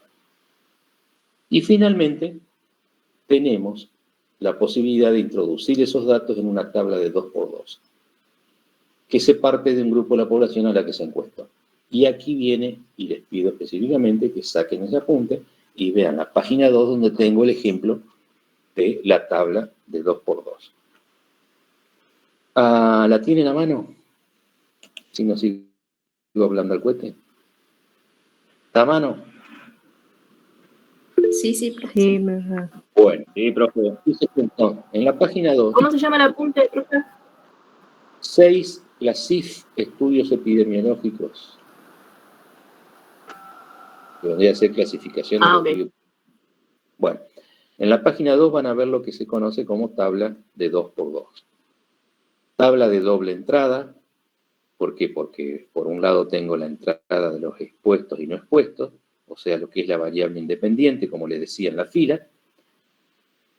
Y la otra entrada es la variable dependiente, donde voy a tener los enfermos y no enfermos. Ahí tengo 4 casilleros centrales que son cruciales, que se conocen como A, B, C y D. ¿Están viendo? Bien. De tal manera que yo digo, y aquí vienen las preguntas para que empiecen a responder. ¿Tienen en claro entonces que la exposición o no exposición es lo que yo en mi hipótesis considero el factor de riesgo? Estoy encuestando a la persona. Vamos al caso que estábamos hablando. Yo quiero hacer una encuesta de prevalencia de enfermedad coronaria y voy a tratar de relacionarla con un factor de riesgo que es, por ejemplo, el sedentarismo. Entonces digo, ¿la persona está expuesta al sedentarismo o no está expuesta al sedentarismo? ¿Qué significa estar expuesto al sedentarismo? Bueno, todo eso lo tengo yo que organizar específicamente y y aquí volvemos sobre el módulo 3, operacionalizar la variable. ¿Qué significa para mí o cómo voy a medir yo sedentarismo? ¿Qué quiere decir eso? Operacionalizar es cómo voy a medir yo la variable. Entonces lo operacionalizo diciendo, para mí, como investigador y en base a todo lo que yo he estudiado, porque no van a alargarse a hacer una investigación epidemiológica si no han estudiado sobre el tema. Entonces, para mí, digo, en base a lo que he estudiado, estos son ejemplos que estoy dando, no es que yo esté estudiado específicamente este tema, pero digo, al operacionalizar, yo digo, bueno, para mí, sedentaria es la persona que, supónganse, no hace ejercicio por lo menos dos días a la semana. Pónganse, eso es lo que se me ocurre ahora en este momento. Entonces yo digo, le pregunto a la persona, ¿usted hace ejercicio más de 2 días a la semana? Y me dice no. ¿Esa persona está expuesta al sedentarismo? Sí. Sí, profe. Sí, muy bien. Le pregunto además a la persona, ¿usted enferma coronaria? Sí, me dice. Bien. Entonces tengo acá la encuesta número 1, la persona me dijo que era expuesta al sedentarismo y que a su vez era enferma.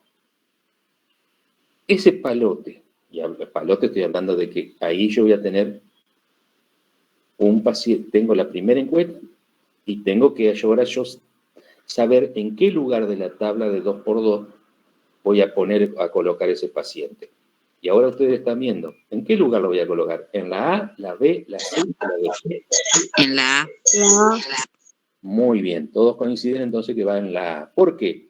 Y porque la persona está expuesta y es enferma. Vamos. ¿En qué lugar yo, en A, B, C o D, colocaría una persona que al revisar el cuestionario yo veo de que practicó más de 2 días por semana, es decir, no está expuesta al sedentarismo, y a su vez contestó de que no es enfermo coronario? ¿En qué lugar va a ir? La B. D. ¿Perdón? D de dedo. De dedo. En la D de dedo. Porque no está expuesta y no es enferma. ¿Estamos hasta acá? Bueno. Ponele. Ahora, una vez que yo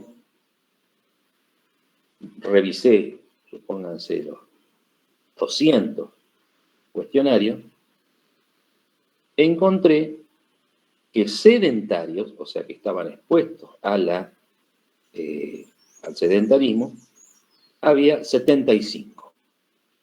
¿Dónde va a ir ese 75?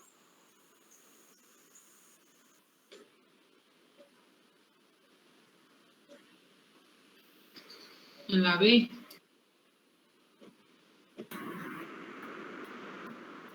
Puede ser la N. N1, muy bien. Ese es el total de personas sedentarias. N1. Que a su vez, para que lo sepan, cuando yo he puesto los palotes, no es que yo haya contado todos los sedentarios y vaya a poner el 75 en la N1. Yo he ido sumando los expuestos enfermos y los expuestos no enfermos. Es decir, ese N1 sale de la suma de todos los sedentarios, ya sean enfermos o no enfermos. ¿Me explico? Sí. Bien. ¿Dónde colocaría yo A, B, C o D una persona que es enferma coronaria, pero que practica deporte, es decir, no es sedentaria? En la C.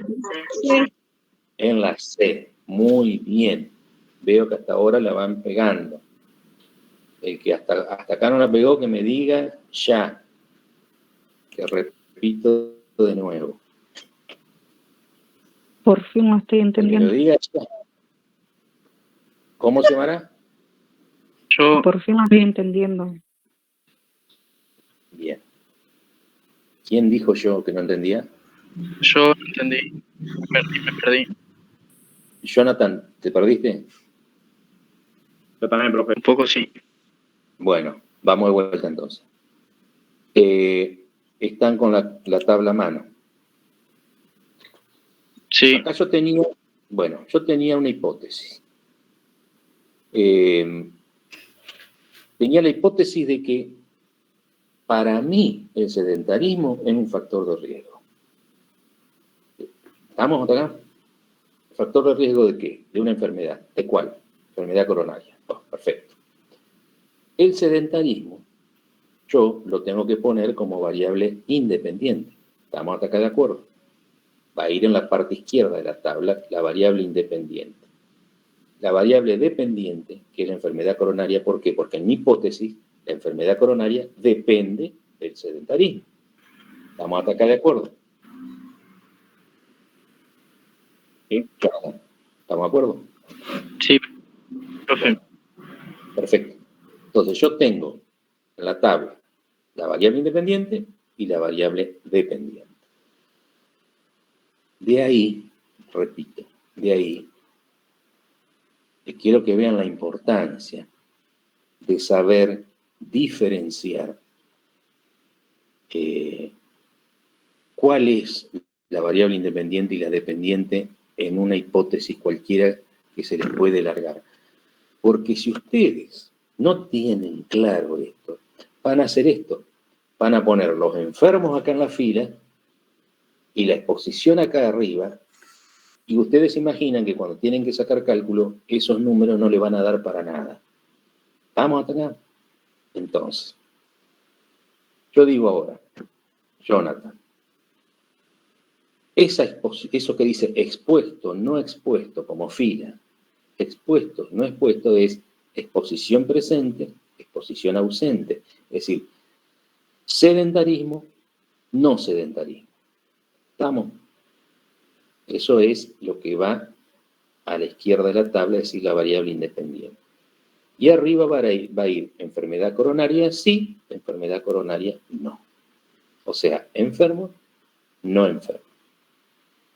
Si yo saqué una de las encuestas que hice y la persona me dijo de que no era enferma cardíaca, no era enferma, y a su vez era sedentaria, ¿en qué lugar la coloco yo? Sobre la tabla. A, B, C o D. En la B. Muy bien, Jonathan. En la B. ¿Por qué? Porque la persona no está enferma y es sedentaria. Ese es mi caso. No practico ejercicio, pero tampoco soy enfermo coronario. Entonces yo iría, si a mí me hubieran hecho la encuesta, pues entro en la B. ¿Estamos hasta acá? Sí, sí. Bien. Viendo la tabla, si yo te pregunto, viendo la tabla, ¿qué cantidad de enfermos encuestaste? ¿Vos qué me decís?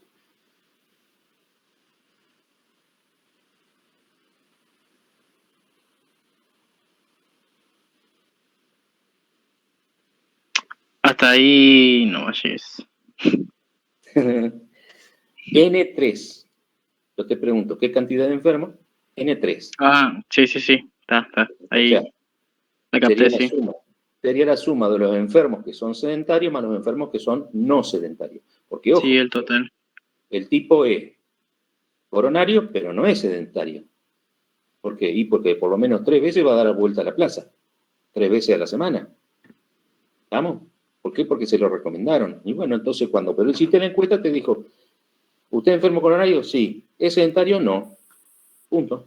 Entonces, ese va a ir a la C. La suma de A y C, o sea, es el total de enfermos.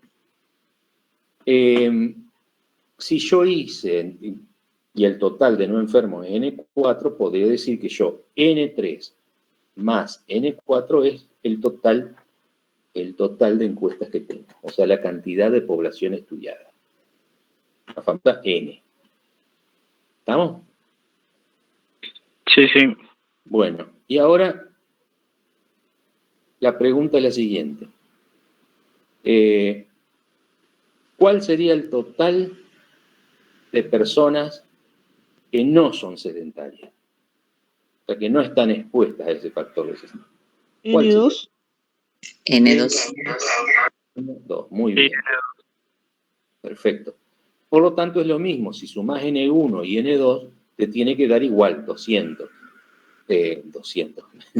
Lo que sea que te tiene que dar N, porque es la suma de las personas expuestas y las personas no expuestas. O sea, viniendo desde el total de expuestos y no expuestos, o el total de enfermos y no enfermos, te tiene que coincidir con la población que vos encuestaste. ¿Ah? Sí. Bueno, por eso abajo aclara. El total de la población encuestada, N. ¿Cuál es la prevalencia de la enfermedad en la población estudiada? ¿Cuál es la prevalencia de la enfermedad? Y si dijimos que los enfermos eran N3, quiere decir que si yo divido N3 dividido N, o sea, cuántos enfermos sobre la población estudiada, yo tengo la prevalencia de la enfermedad en esa población estudiada. ¿Estamos de acuerdo? Ese es uno de los datos que puedo tirar. ¿Estamos de acuerdo o no? Sí, profe. Claro. ¿Cuántos enfermos hay en la población estudiada? Divido N3 dividido N y lo puedo llegar a multiplicar por una constante o no, o expresarlo en porcentaje. ¿Estamos? Si yo encuesté 100 personas y tuve 20 enfermos coronarios, ¿cuál es la prevalencia de la enfermedad? Estoy dando números redonditos, ¿eh? 20%. 20%, perfecto.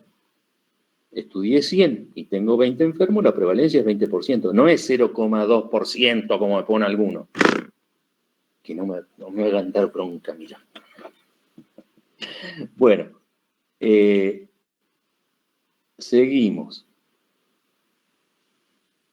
¿Qué otra cosa puedo yo saber en esta tabla? Y acá viene lo importante de las encuestas de prevalencia.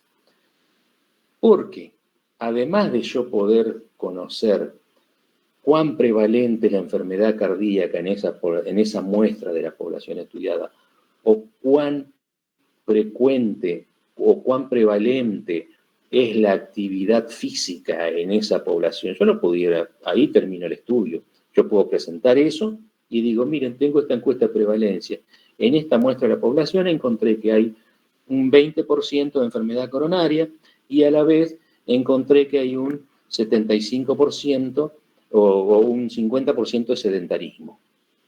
Listo, ya terminé mi trabajo. Ahora, si yo tenía una hipótesis y quería ver si había relación entre esas dos variables, entre la independiente y la independiente, tengo manera de saberlo. Porque fíjense que yo puedo saber cuál es la prevalencia de la enfermedad entre los sedentarios. Porque si dijimos, sé el total de sedentarios, ¿no es cierto? Que era N1. Y sé el total de enfermos sedentarios, que es A, y digo, ¿cuál es la prevalencia de la enfermedad en los expuestos, o sea, en los sedentarios? A dividido N1. ¿Están de acuerdo hasta acá o no? ¿Lo están viendo o no?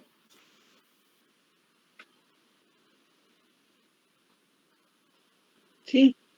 Bien. Y también puedo saber cuál es la prevalencia de la enfermedad coronaria entre aquellos que hacían actividad física, o sea, entre los no sedentarios, que es C dividido N2.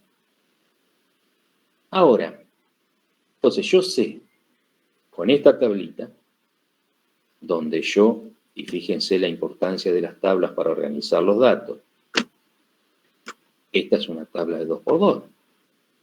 Digo, bueno, yo ya pasé todos mis datos que tenía acá en las 100 encuestas y encontré que había del total de enfermos que eran 20, bueno, había 15 que eran sedentarios. O sea, eso va en la A.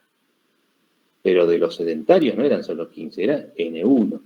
Entonces yo puedo saber cuál es la prevalencia de la enfermedad entre los sedentarios y puedo saber cuál es la prevalencia de la enfermedad entre los no sedentarios. Y acá es donde yo puedo hacer la comparación. Porque si yo veo, o, ¿cómo le diría? Si yo creo que está asociado el sedentarismo con la enfermedad coronaria, lo que tendría que esperar es que la prevalencia de la enfermedad entre los sedentarios es mayor a la prevalencia de la enfermedad entre los no sedentarios. ¿Estamos de acuerdo o no?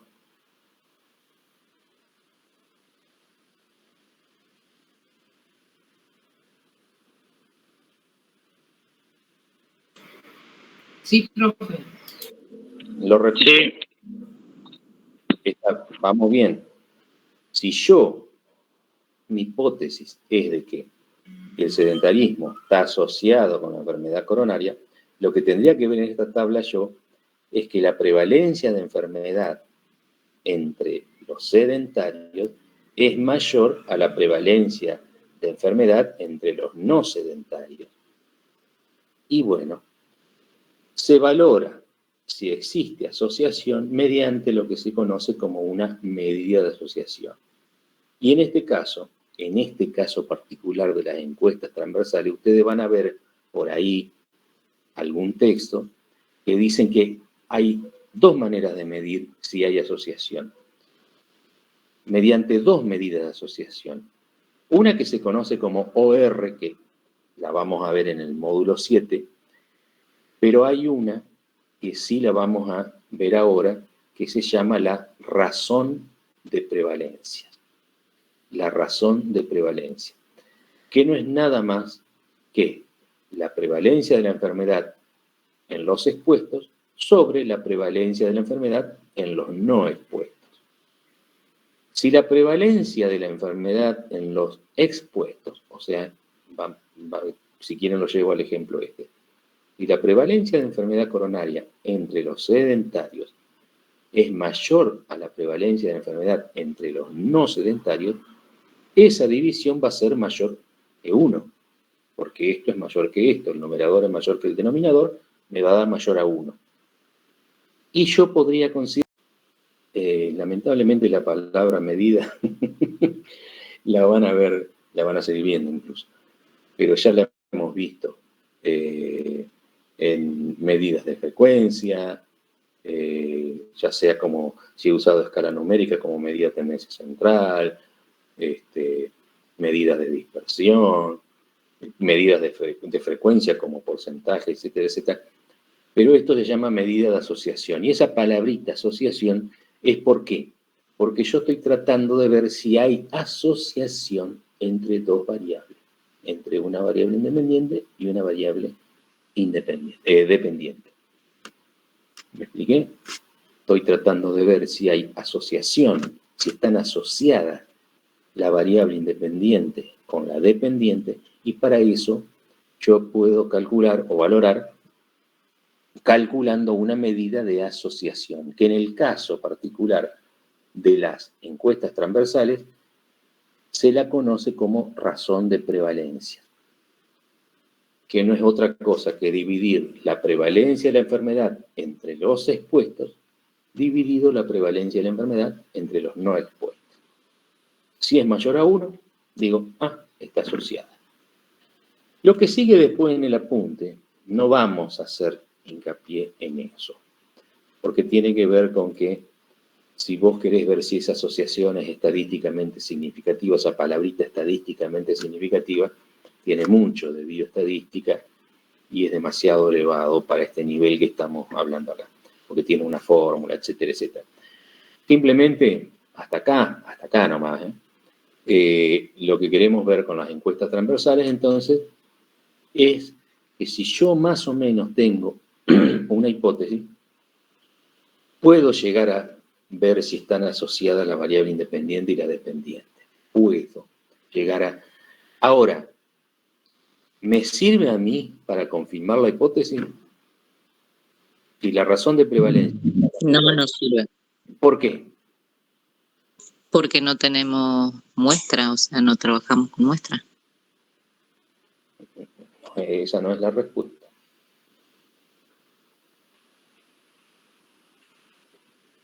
Porque debería confirmarse con un estudio analítico. Ahí sí. ¿Por qué? Porque no utiliza el grupo control. Es decir, la encuesta transversal, y cuando yo he tenido una hipótesis y tengo una medida de asociación que se llama razón de prevalencia, es decir, se va acercando a lo que es un estudio analítico, pero no deja de ser un estudio descriptivo. Se va acercando, pero no deja de ser un estudio descriptivo.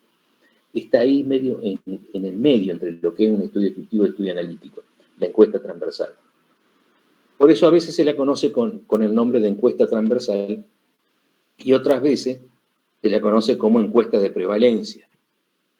Porque, repito, recuerden, yo podía terminar el estudio diciendo, miren, hice este estudio, acá estudié 100 personas y vi que en esta muestra de población hay un 20% de enfermedad coronaria y en esta muestra de población yo vi que hay un 50% de sedentarismo. Y punto. Eso vendría a ser una encuesta de prevalencia. Si yo vuelco los datos en la tabla 2x2 y quiero ir un poquito más allá, yo digo, bueno, para un poquito. Si yo acá tengo los datos, ya tengo los datos, ¿cómo no voy a avanzar un poquito más a llegar a decir de que, bueno, ahora voy a tratar de ver si están asociadas esas dos variables? Pero eso, ¿por qué? Porque yo tenía la hipótesis. Si no tenía la hipótesis, digo, bueno, no, acá hay un 20% de enfermedad coronaria y un 50% de sedentarismo. Ahora, si tenía la hipótesis que el sedentarismo pudiera llegar a estar asociado con la enfermedad coronaria, y entonces yo digo, bueno, vuelco los datos en esta tabla de 2x2, calculo la prevalencia de la enfermedad en los sedentarios y la prevalencia de la enfermedad en los no sedentarios, hago la razón de prevalencia, y entonces si me da mayor a 1, digo, bueno, me acerco a algo, yo diría que pudiera llegar a estar asociado. Los investigadores concluyen este tipo de investigaciones diciendo, se necesitan estudios más específicos, por ejemplo, un estudio analítico, como bien dijo, no me acuerdo quién fue que dijo, Medina, me parece. Pero bueno, hasta acá estamos entonces. Sí. ¿Listo? Bueno. Lean todo el apunte, repásenlo, porque es tan importante las encuestas transversales.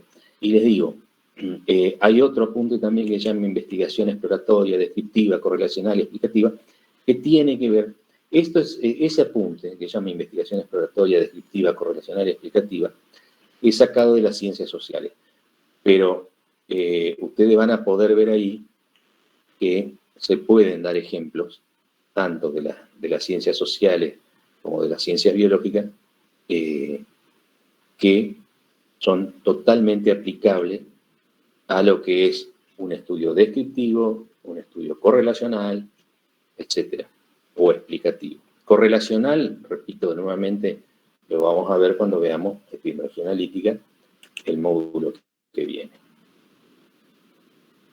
Yo lo único que pido, lean los apuntes, que no les quede nada en duda, porque el parcial 3 va a ser sobre estos dos tipos de estudios, los estudios descriptivos y los estudios analíticos. ¿Ah? Así que más vale que lo tengan clarísimo, que no les quede duda, porque va a ser muy importante que sepan, por ejemplo, si se les da la consigna, unos investigadores hicieron relación, re obvio, como que nunca se estudió, hicieron relacionar el hábito tabáquico con el cáncer de pulmón. Se les dice, por lo tanto, evaluaron a lo largo de 10 años un grupo de fumadores y lo compararon con un grupo control que nunca fumó durante todo el periodo de estudio, y ahora, y les dio lo siguiente, entre los que fumaban en el periodo de 10 años hubo 2 cánceres de pulmón, o 3, y entre los que no fumaban hubo 1. Bueno, después vienen las consignas. La primera consigna puede llegar a ser, por ejemplo, indique cuál es la variable independiente y dependiente según la hipótesis de los investigadores.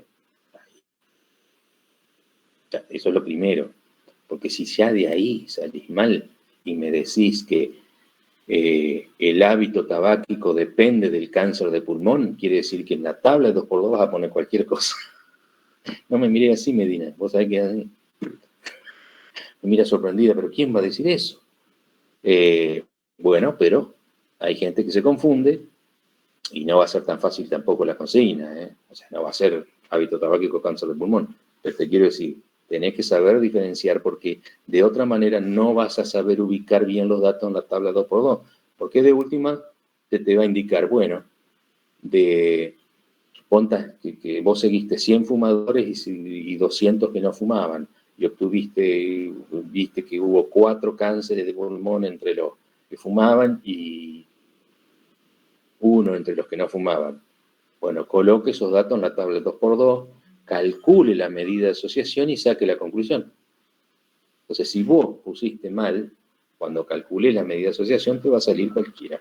Te va a salir, por ejemplo, en este caso, en este ejemplo, que lo vamos a ver la semana que viene, pero la medida de asociación es riesgo relativo, bueno, te dio un riesgo relativo menor a 1 y entonces me sacás como conclusión de que el hábito tabáquico protege del cáncer de pulmón.